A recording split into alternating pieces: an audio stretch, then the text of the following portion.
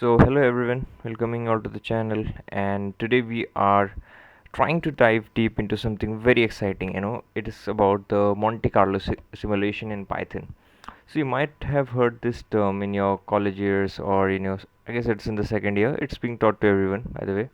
So, and if you would have ever wondered like how to use Python to simulate the stock prices, understand the potential future outcomes, so I guess this video is really for you. Alright, before we directly jump into the coding part, let us quickly understand what actually this Monte Carlo thing is.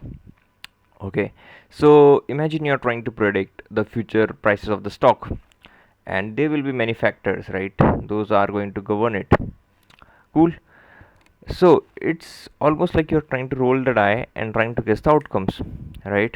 So a Monte Carlo simulation over here, it will help you in rolling those die thousands of times and showing all the possible outcomes, right? So it's basically like you're trying to create a crystal ball with the power of mathematics and a computer, right? So what we'll be doing here, we will be bringing in the historical stock data. We'll try to simulate it many possible times, let's say 10 times, okay? And then we will try to find a range of potential outcomes, and which will help us in understanding the risks and reward associated with it. Cool. So what is a Monte Carlo simulation? Okay, so let's try to figure it out, okay? And with some sort of example as well, okay? So let's say you are trying to predict the future price of a company stock like Apple, okay? So where's this pen gone? Okay, so for this we use a ticker. You'll be able to understand what the ticker is for. Let's say we are doing for it Apple, right? So ticker for Apple is AAPL. You can find it on the Wikipedia and other sites as well. Not really a very important thing, okay? So what are we gonna do is number one. So how it's gonna work is, first of all we need to have the historical data. Don't go with my handwriting, it's not really that cool. Okay, so we'll get the historical data of Apple stock and understand how the prices has changed over the time, right? The second thing is gonna be the random change.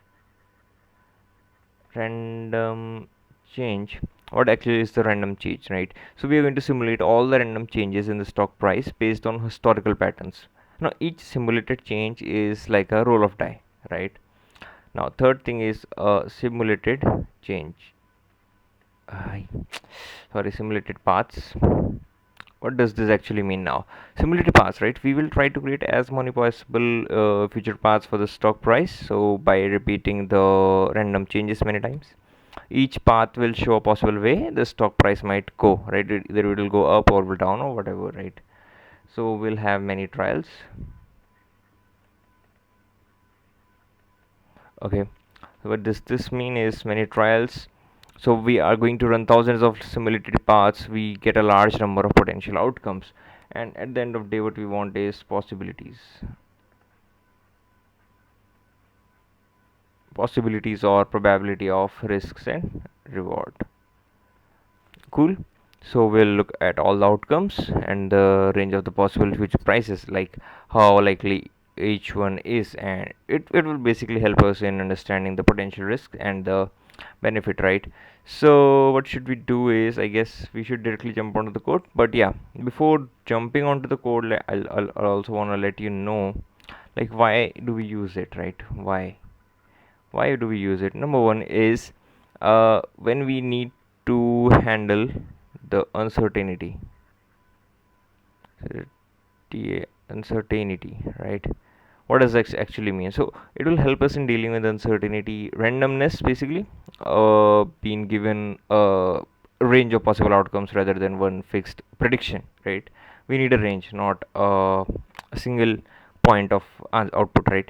Second is decision making. So it will help us in making some informed decisions by making us show some probabilities of risk and rewards. And third is versatile, right? You can use Monte Carlo in anything like finance. You can use it with engineering, project management, and there are many more things, right? So I guess you might have got a very layman idea about what actually the Monte Carlo simulation is all about, and what type of results we're gonna get, what is it about their likelihoods, right? So we are just trying to create random trials, and we are simulating different scenarios and helping, and those will help us to predict the future outcomes, right, by analyzing the patterns from these trials. Okay, so I hope you got the main idea about it. So without wasting any time, let's get into the coding part now, because I guess that's what you might be looking forward for. There are many more things that will come to this board over and over again, right? Let me just quickly switch over to here, and let me start with the coding part first. Okay, so I want to make sure you understand some sort of things, like, what we are going to do. We are going to make some sort of numerical operations, right? For numerical operations, what do we actually use is numpy as np, right? Use numpy. Second thing we're gonna do is some data manipulation and analysis, so let's also import pandas as pd, right? Next is we want the stock data, and which is the thing better than Yahoo Finance, y finance basically. Import y finance as yf. Let's do it. I guess I'm writing the spellings correct, because spellings matters a lot, right? Next is we want to plot it as a graph, right? So matplotlib dot py plot as let's call it plt, right? So with this we will be plotting the graphs, and the end one is, we want some random numbers, right? Random generations, and we'll talk about it, right? What actually, how actually it works. So for this we will be using the scipy.stats. I'm gonna import the norm. We'll talk about this norm thing later. Just a minute. So sorry. Okay, cool. Now we're done with this part. Now let's create a function definition. Sorry, def. Let's say create the score simulation, and we'll get a ticker sign, let's say for the apple or whatever. Okay, here will be the main code, and the ending will be like something, and at the end of the code we will be simply calling this function, right? Create simulation, and we want it for apl. Cool, we're done with this part. So now what are we gonna do next? Okay, so we have created this function definition. Now I'll get the data frames, right? So let's call it as data equal to pd dot data frame. Yeah, that's how we write it. So it's basically, it's gonna create a empty data frame for you. The second step is we want to fetch the data from Yahoo Finance. Crazy F, right? So data, I want that data for a particular ticker, right? And yf dot download. I want to download this ticker, right? This ticker thing, and I'm gonna start it with let's say we'll take really, old data, 2007. Let's take it for this. Let's take it for, because we have the data for it, so it generally makes us easier for understanding, like, did it really worked or not, right? I guess so. Okay, at this point, I guess so, you might be thinking about, like, what actually is this at ADJ close, basically, right? And it's a very important thing to understand, right? Let me help you out in understanding it as well. Is it da da da? It's not clear over here, so I'll have to go back over here. I just don't know why it's not working over there. Let me just quickly make you understand about this adjacent close, right? What actually this is. Now, first of all, what actually this close is, these are some of the financial terms, right? But let me just give you a very brief about it. So close means the last price of the stock at which it was traded during the regular market hours of the given trading day, right? So it basically represent the final price of the stock, when the stock, when the market closes, right? Now what is this adjusted? Why do we need to adjust it, right? So let's say there happens to be a chance, like, some corporate thing, right? Let's say they give the dividends, right? they gives the they give the dividend, or let's say the stock gets split, right? These can be some of the cases, right? And corporate actions, whatever. Let's not go really deep into it. So for example, let's say for an example, what we're gonna take is, let's say the stock closes at $100 today, right? And the next day company, let's say, paid a dividend of $10, right? So the stock might drop to $90 if this is the case, right? So if you will be looking at the closing price, right, although it closed at 100 actually, but it would be showing you $90, it will give an impression that the stock has lost the value, right? But when we do the adjustments, right, so what will actually happen is we will adjust the previous day's price by the dividend amount.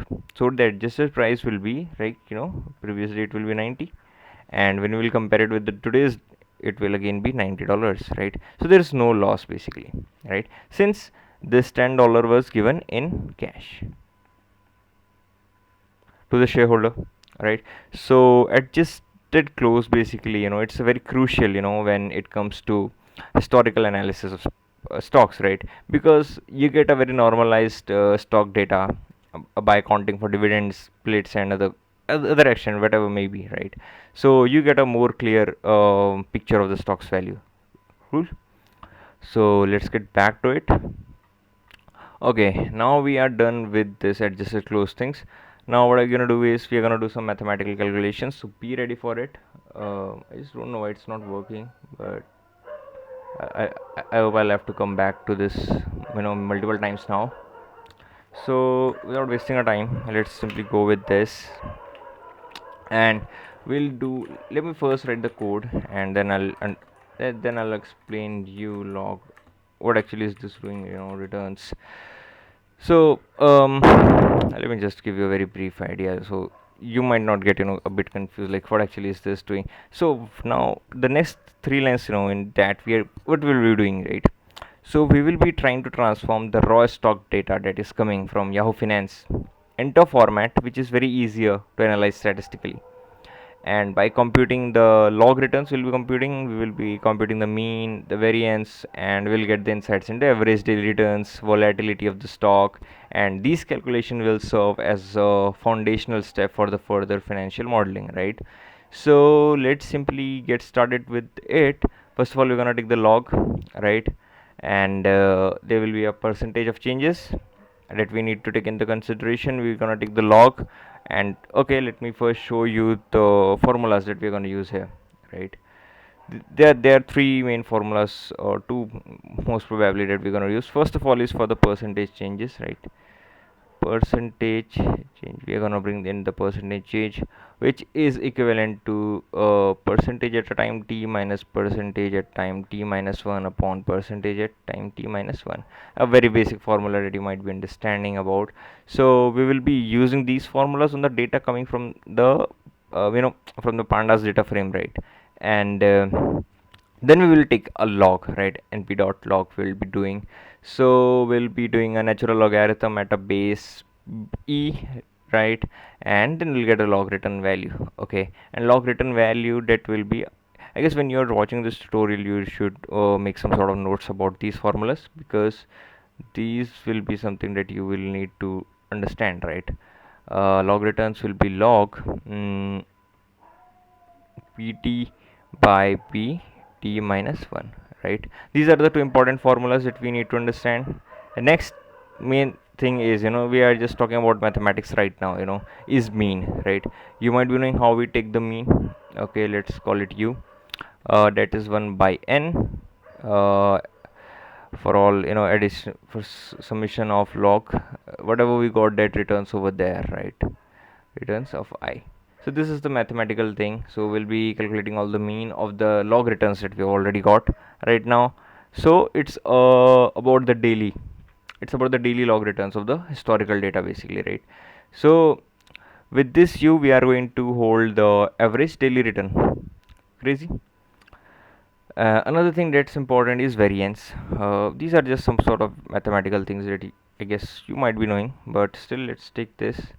We are doing it for the log return value, right? So I'm taking the same value that we are going to take, and you take it with this u, right?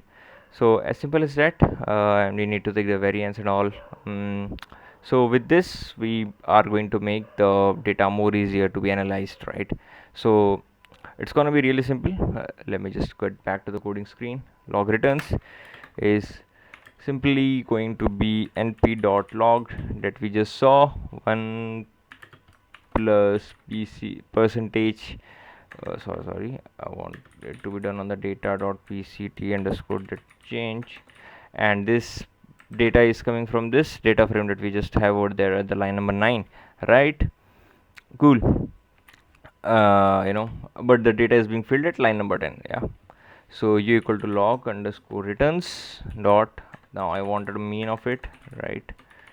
See, we didn't wrote the formula here, but it's already done. But still, understanding the formula is also good. So is equal to log underscore returns. I want to take the variance out of it. So we got these three things. Now the data is really good to be used further. Okay. Now next more important things coming up are, we need to take the drift and the standard deviation. I hope you already know about it. So what actually the drift over here is, right? Let me just keep it back over here. So the for the drift thing, drift. So drift basically it represent an expected average return of the stock. Expected average return of the stock, right? And how we do it, we'll just take a look at it. And the standard deviation, let's call it std dev. That's how we're gonna name it in the functions, right? Sorry, in the program. So we'll talk about the vola. Let me just get the eraser. Do. So we will be taking the volatility, right? Volatility of the stock returns, or that's what we call the standard deviations. Okay, so the input parameters are simulating the daily returns for the Monte Carlo simulation framework, right? Okay, let me just quickly give you the formulas as well for these, so that you might not get confused. For the drift, we use the formula, we already have taken the u minus 1 by 2 of variance. And for this standard deviation, these are all the basic mathematics, school time basically. I just get nostalgic about it, because I generally used to hate these particular topics in the school time, right? So log returns, we already have the value of log returns. We'll just minus this u and you'll get it in, right? So this is a way too simple thing. So just make sure you're also noting these formulas down, so that you can easily understand, right?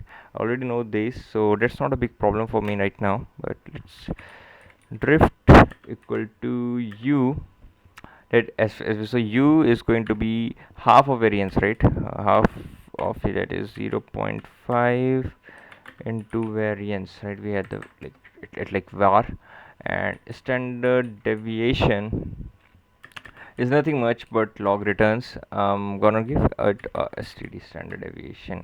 It's a pre-built one. I just don't want this to come up. I have to change the keyboard configurations of mine. Okay, next is I want to get the daily returns, right? How do we get the daily returns now? But before getting the daily returns, I wanted to understand, how many times, or what all things I want to do is, let's say I'm taking a time interval of up to how much time I want to make the simulation work. Let's call it a 365 days, right?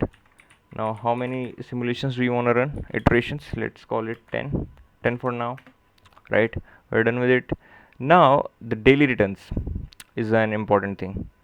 So how do we get the daily returns? For daily returns, we basically use a formula, right? It's called the geometric Brownian motion. Let me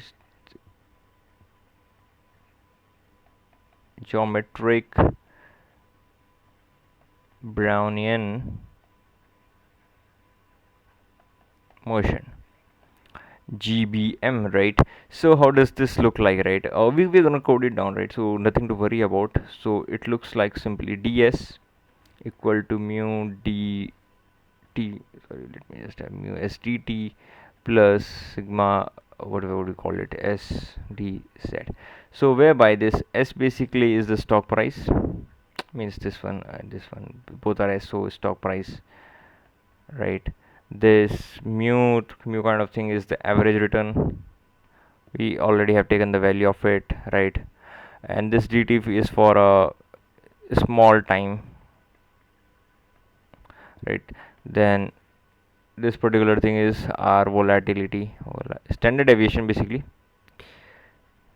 and this dz thing is for linear process, Brownian motion, or what do you call this, as a random noise, right? We call it as a random noise, which is basically a mean zero. So mean is 0, variance is 1, right? So this is the very basic formula that we generally use for it. And some of the things come from the drift, some of the things come from the standard deviation, and then we just have a random generation function, simple as that, right? So let me just write it down for you. It's gonna be a bit of lengthy thing. Oof, I just feel it like using this tab and PC. I'm not so much used to it, but still. mm, Daily underscore returns.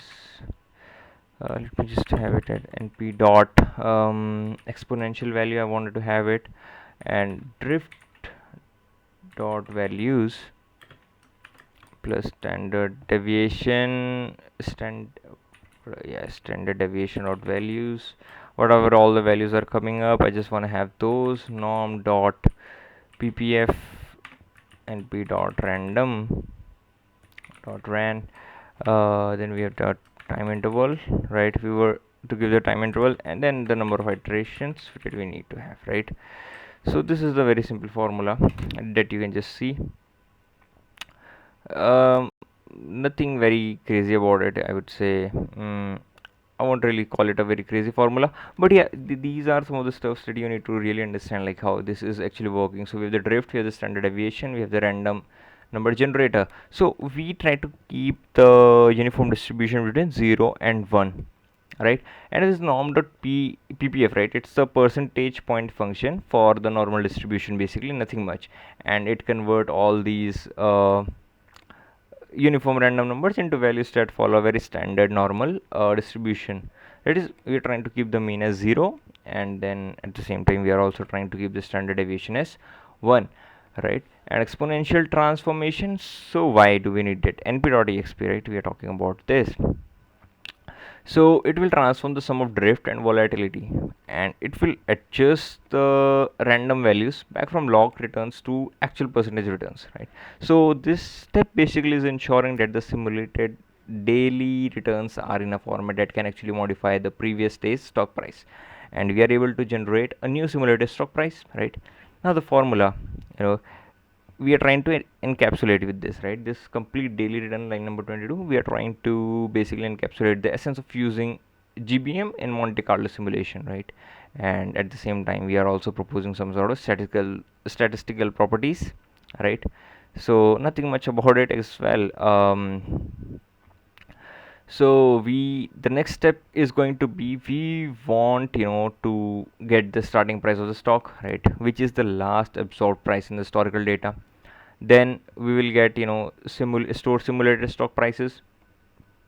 Then we will get the last observed prices, right, stock prices, and simulate the future price trajectories, right? So sorry, I never speak a lot this much, so it's a bit of, anyways, let's get back to it. So how would this it look like?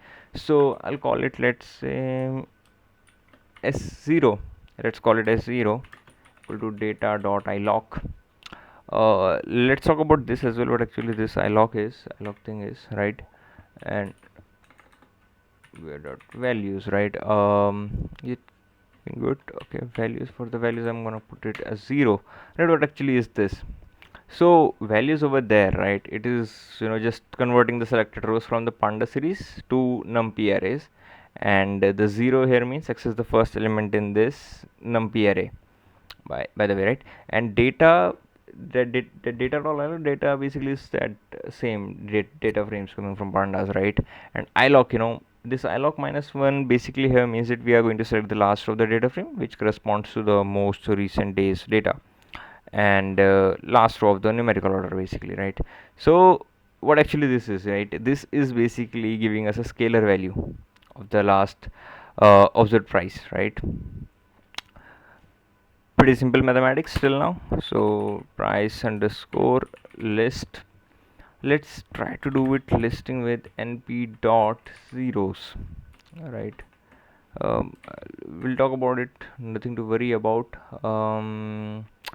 This goes like this, I guess. So intervals, is it intervals or interval? I've taken interval over there, right? So yeah, nothing to worry about, it's just interval iterations.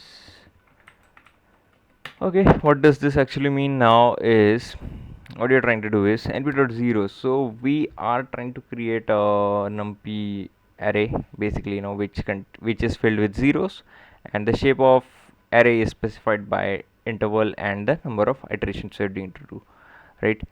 So intervals is the number of trading days that we already talked about, iterations about number of simulations that we want to run. So now the price list basically is a 2D array now, with t intervals, rows, and iterations will be the columns, right? All filled with the zero right now. Okay. Finally, what we'll do is we'll fill this price list, right?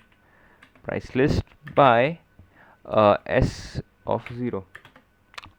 Simple. So we'll assign the value of s0 to the first row of the price list. So s0 basically, what was it? It was a scalar value of the last observed stock price. Now by setting the initial value of the first row in price list, we are actually trying to initialize the simulated stock price for the first day across all simulations runs. And this is what this actually means. So if I would have to summarize it, it basically is nothing, but we are trying to just represent the starting price of stock at s0. Then we'll create a 2D array, because we want interval and iterations to be there, right? And finally, what we are going to do is we are going to get the last of the stock price, so that we can just run our Monte Carlo simulation. As simple as it looks, right?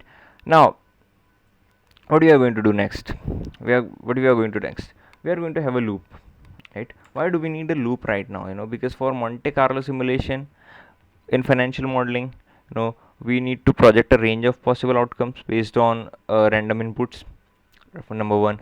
Number two is we want a compounding effect, because when you multiply the previous day's price by the daily returns, and it will allow you to simulate to account for the compounding effects of the returns over the time, right?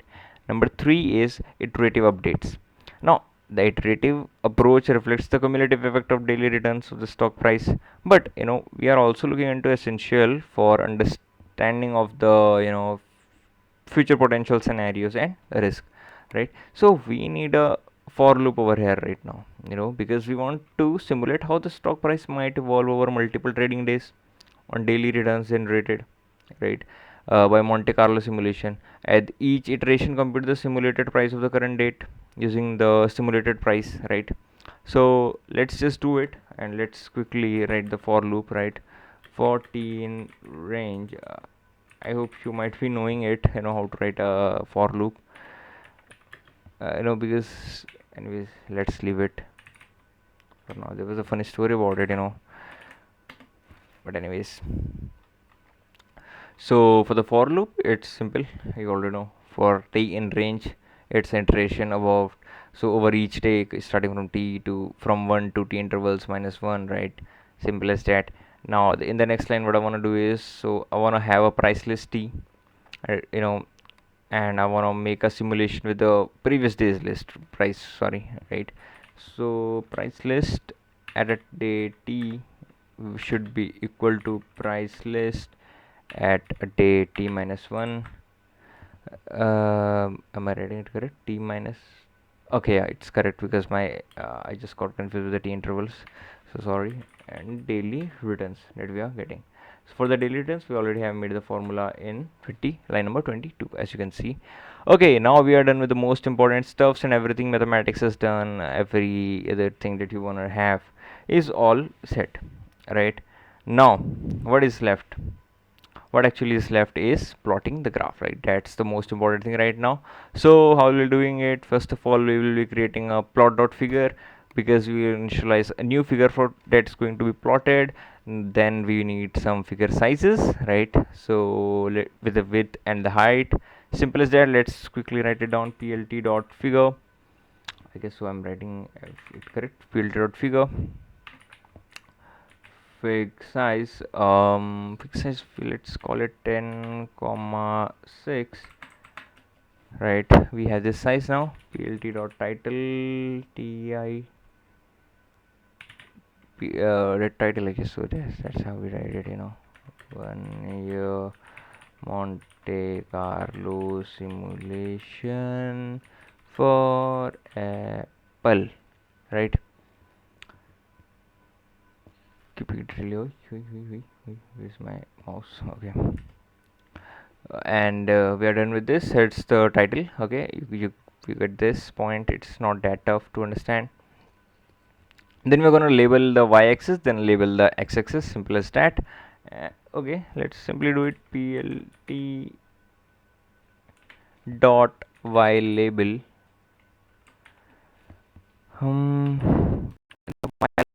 The price p, and in the x-axis I wanna keep the time, right? Sorry, spelling mistake, time, right? So yes, again mistake, time, days, right? Time in days. Okay, we are done with this. Now we plotted let and so it's about visualizing, right? We want the clarity, we want the figure size, right? Now here comes the last loop, final plotting, because so we want it to be over the multiple lines, we want the comparisons, we want the visualization, right? So for that, what we're going to use it, simple a for loop, right? We can just simply use a for loop. Okay, let's simply code this out as well. So the final thing is for I in range, we have the range is iterations, right? That's the final range that we are going to do is, okay, for all these iterations just plot on the base of what, price list, right? And I want it to be like this, I guess. So it's done. So plot these as per the graph, right? I guess so this is done. And what's the final thing? Plt dot show, and there you go, the code is completed. I guess you understood. I don't know why these are showing this, but I guess so. I've already downloaded all these, right? You can just go to the PIP thing, like PIP install pandas, PIP install Wi-Finance and all. Let me just try to run this terminal. This ain't a good one. I'll open a new terminal over here. There's some problems. Let's see if it will work or not, right? Python 3 Monte Carlo .py.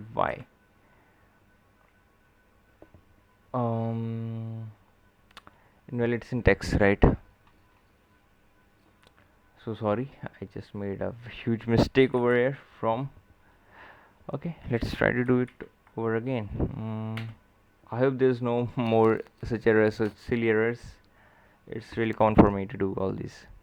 I guess so. So it's currently downloading the data and all. Again, there's a very small error, I could say. Just see over there, and I don't, when I make tutorials, I just generally don't cut these mistakes of mine, because it's just to show that everyone makes a mistake, and this code I just did again. Just see, I made again a very big mistake, I guess so. Line number 42, is it? Are there even line number 42? So it downloaded the data, right? But after it saw some sort of problem over there, right? Let's see what is the problem over there. Price list is over this, and price list I just don't. Okay. I just forgot to add this tail return T. Uh, okay, let's do it all over again. Simple as that. So why actually the error was there is, let me just tell you. Let me see if it's working right now or not. Uh, Again, it's showing some sort of problems, man. Price list. BRICELIST, 1 comma interval, 1 comma 14 range, 1 comma interval, price list T. Hmm. I'm able to figure it out right now.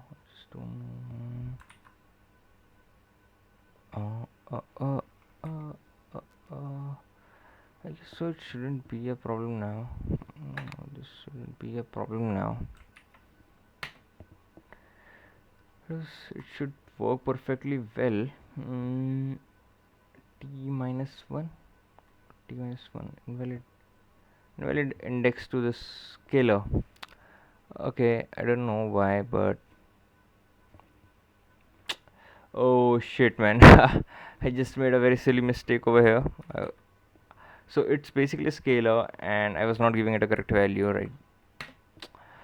I'm just, goddamn, I'm just making these syntax errors and all. I just hate this all things, right? I just hate all these syntax errors and all. I'm really sorry, but yeah, you get a Monte Carlo simulation. I don't know why, but it's not looking that cool pitch right now. But still, it's what it is. What it is, right? So yeah, this is how you do it, and you might get a different thing as well. So yeah, just try to do it, figure it out for your own. And in the later part of the videos, what we'll do is we'll try to analyze more data. We'll try to make a better models and understand how the stock is gonna work more better, right? See you again, man.